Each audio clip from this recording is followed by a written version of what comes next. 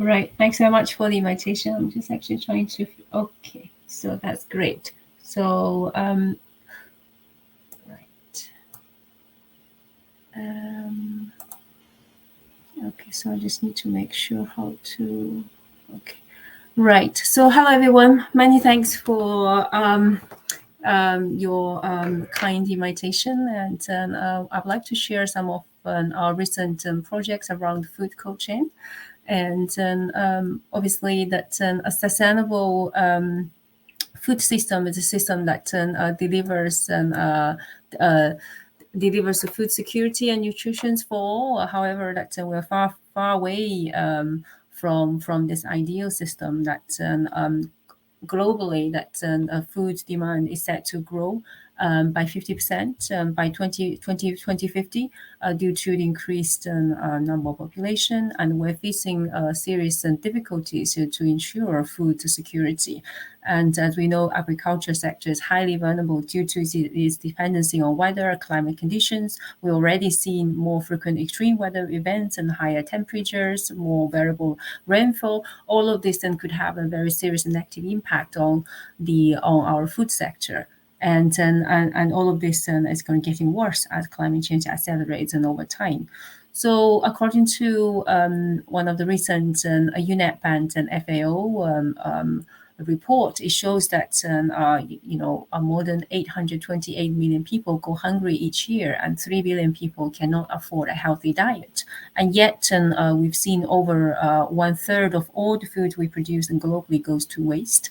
So in the UK, that we throw away 9.5 and around 9.5 million tons of food in a single year, and on the same time, that 8.4 million people are in food poverty. So the photo on the right-hand side are taken by one of my PhD students who helped with the food sharing hub, and a place and serve save and surplus food from supermarkets and small business, like small local business around Edinburgh. So there are so many of them that are receiving, they're receiving so many of them.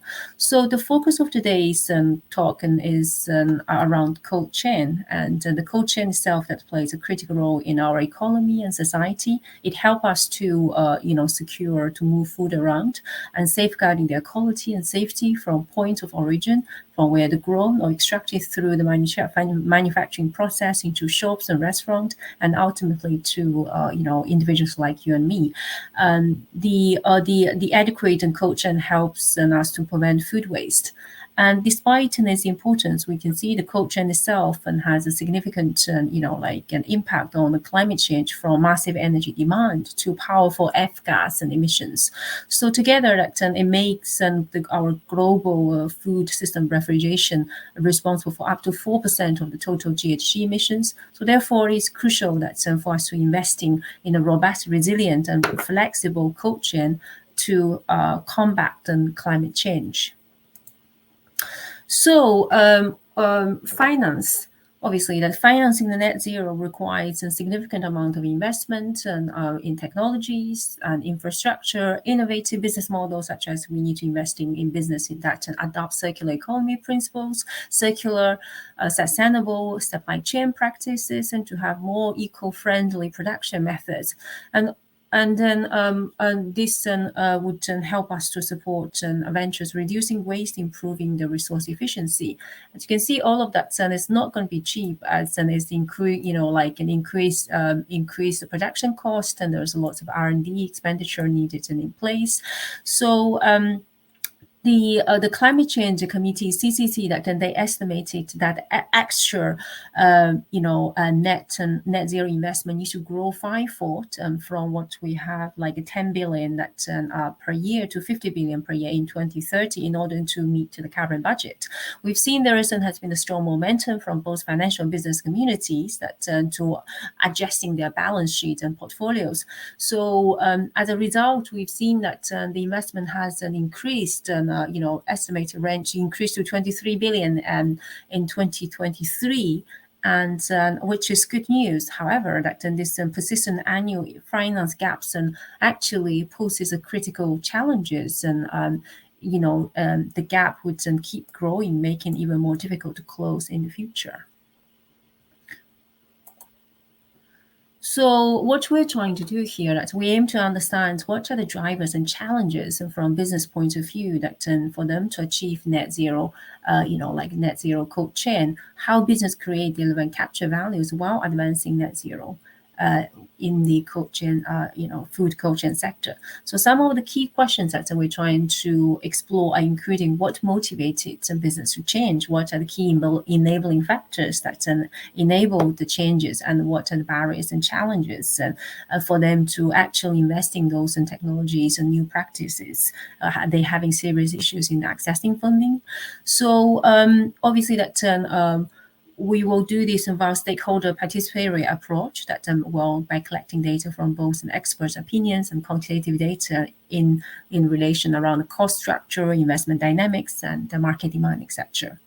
So based on various, stakeholder engagement, and then we've drawn this cognitive map, and which helps us to have a, understand, trying to draw the key barriers and, drivers and barriers and interrelationships and among different factors. So to, to increase or decrease investment towards a net zero coaching. So it basically divides into kind of like, four different dimensions. There's a financial drivers, there's clearly the regulatory driver, there's a risk, and how do we mitigating those risks.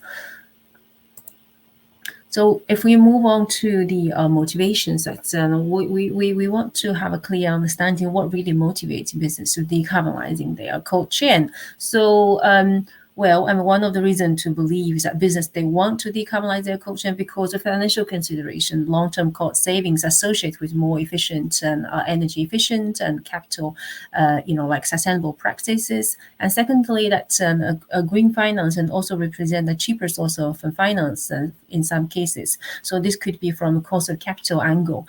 And then we've also seen that the companies and trying to sending a signal of their commitment and sustainability commitment by investing and implementing those green practices. So this can attract more funding and create more positive and corporate social responsibility images. And from the herding aspect, that when everyone is doing the right thing, for those who are not doing anything, that can create very negative impact on their businesses. So there's a huge amount of external pressures influencing that influence managers' behavior. So obviously the most powerful ones and is the from the regulatory compliance point of aspect. So I borrowed this words that what get managed, what get measured, get managed. So it's really important that for business to start measuring and reporting around their emissions, their energy efficiency, and waste reduction efforts, etc. We've seen for those large public companies, there has been a significant increase in transparencies on their overall efficiency emissions and their emissions from refrigeration system, transportation, for example. We've seen for most of the major supermarkets, they have very detailed reports around their emissions, their compliance and commitment and disclosure onto their greenhouse gas emissions. And so their plans and how, their forward planning, how they would actually reducing waste and then etc.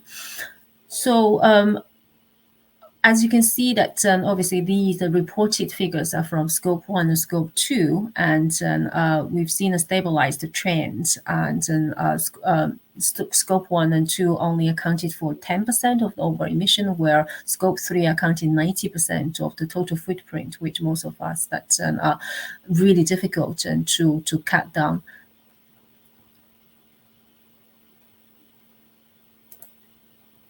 So the other thing that I would like to talk is around, so what are the other, the forces that are slowing down or preventing the investment? So obviously, depending on the size of the business and what they are looking for money, they have, they have a different, they can access different types of funds. And so here that, for example, that the government can provide funds, grants and funds to business, and this often happening at an R&D, protocol, proof of concept stages. And for most, business business, and especially SMEs, that they are relying heavily on banks, that commercial banks offering lending or for guarantees, and for startups and companies focus on developing innovative technology to attract venture capital and private equity, and where for larger business than that, they have more flexibility, that they can raise capital from capital markets and by issuing shares to investors and corporate bonds. And so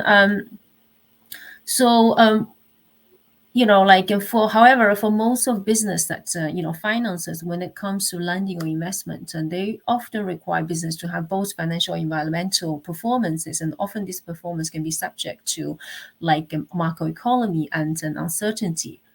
For example, that for commercial banks during periods of uncertainty, they can reduce their lending significantly to business, and giving business, and they are more likely to default. In one of our study, we've seen that during bad economic conditions, the quality of lending deteriorates significantly, and then this lead to a 10% surge in non-performing loans. So another example that I like to quickly show is that we've conducted a case study which around the circularity capital, so which funded in 2015, and it is only circular specialist equity fund investor. So what I want to highlight is that they've screened over 3,000 growth stage business and invested, and they only invested 13 of them. So the investment preferences, I mean, this is not just from them, but usually for a lot of financiers, that they want proven business revenue model. They want those capital light propositions, not heavy, heavy capital investment project. They want those projects and or manufacturers to be able to produce some products and that which are a price parity and ready to be scaled up at fast pace. So, which is difficult for a lot of the innovative and businesses. And on the business side, that building capacity requires significant amount of investment, and there are also significant amount of uncertainties and as well all around the capex. We've seen such in the high inflation rate, inflation uncertainty. There's a technical efficiency as well. So therefore, that we've seen this initial that business, and often with a focus on short-term financial goals and a desire for quick return on investment, and this will discourage them to allocate resources towards longer-term sustainability initiatives. So there's highlighting the tension between the short-term financial priorities and long-term sustainability planning. And we've seen that, and there's also, different types of green financing opportunities, such as sustainability-linked loans and the green bonds, or there is an impact investment, and people also can access. We've seen there is a crowdfunding that which business and trying to harnessing the power of crowd to raise funds through online platforms. So I don't know how much time I've left, and I'm just going to be very quickly looking at some of the other things that we looked at. And so investing in low carbon measures, and this could be refrigeration system, blockchain technology for transparency or traceability supply chains, or there's a smart packaging solution, circular food system, etc. They would have a significant impact on businesses, either from economics, society, and environmental impact. And considering the size and nature of the business, that each company they would consider those different criteria differently. And so we proposed a sustainability index based on multi-criteria decision-making approach. So one could incorporate all of the aspects and along with their corresponding relative importance. And then obviously here, just a very simple example that to demonstrate that sustainability index is some kind of weighted average of social, economics, environmental, technical criteria, and then corresponding with their weights and preferences.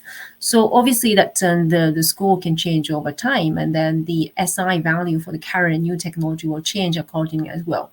So when the SI value for the new one is greater than the current one, obviously it is time to make the investment. So these simple graph here that if we have a high ambition, new technologies, then we'll have higher sustainability index, and then sooner than the low one, the low ambition one. So to sum it up, that like a net zero is a complex system with wicked problems, and we cannot wait for the stars to align naturally. We need to help them align by looking at big picture, and looking at what policy, regulation, and incentives need to be in place, what the business, right business models, and then to ensure the all the business and along the supply chain have positive financial flows. We need to continue to developing R&D technology, and most important, we need to changing perceptions and changing behaviors across business and consumers and then policymakers. Thank you very much.